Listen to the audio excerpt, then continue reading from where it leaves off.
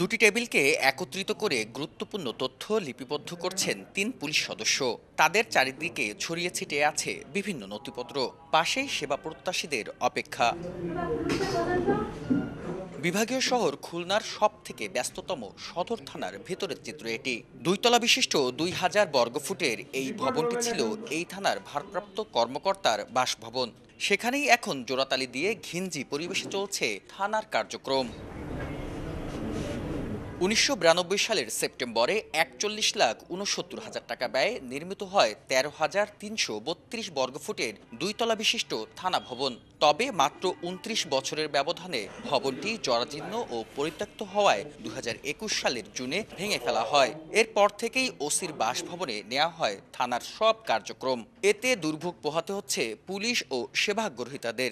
পুলিশের যে ভোগান্তিটা দেখা যায়, আমরা একটা সেবা নিতে গেলে অনেক সময় দেখা যায় পুলিশও দাঁড়ায় থাকে, আমরাও দাঁড়ায় থাকি। আরও আগেই জানতাম যে এটা ভালো একটা মডেল থানা হবে, আমরা এটা চাচ্ছিলাম, কিন্তু তো এখনও তো হচ্ছে না। কেন হচ্ছে না? দ্রুত যাতে এটা হয়। জায়গা স্বল্পতার কারণে রেজিস্টারপত্র, নথিপত্র কাজে বিঘ্ন সৃষ্টি হয়। বাসভবন হিসেবে ব্যবহৃত ভবনকে থানা হিসেবে ব্যবহৃত করে সরকারি কার্যক্রম এবং জনসভার যে কার্যক্রম পরিচালনা করা অত্যন্ত দুঃসাধ্য ব্যাপার।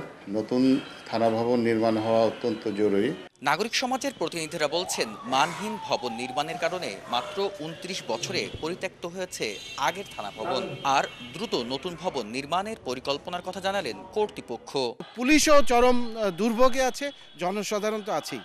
পুলিশ যদি ঠিকমতো সেবা না দিতে পারে, জনসাধারণ যদি সেবা না নিতে পারে, তাহলে একটা জেলার, একটা শহরের, একটা নগরের আইনশৃঙ্খলা পরিস্থিতি টোটালি ভেঙে পড়ে। খুব শীঘ্রই এখানে কাজ শুরু হবে এবং খুলনা সদর থানার প্রশাসন এবং তাদের আভিযানিক কার্যক্রম, অফিসিয়াল কার্যক্রম সুন্দরভাবে পরিচালনা করতে পারেন, সেটার ব্যবস্থা খুব তাড়াতাড়ি হবে এবং সঙ্গে সঙ্গে খানজাহানি থানার কার্য আমরা খুব তাড়াতাড়ি শুরু করব।